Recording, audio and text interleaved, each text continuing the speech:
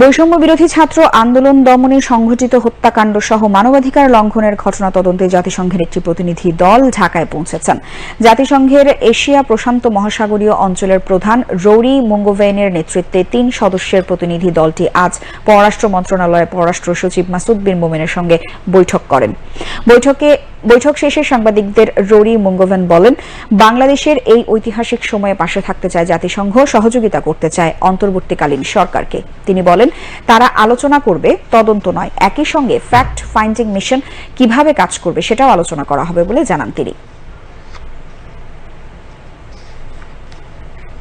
I'm visiting with a small team this week, exploratory discussions with the government about ways in which our office can support the interim government, people of Bangladesh at this historic time, is really inspired by the courage and commitment to democracy and human rights of the Bangladesh people.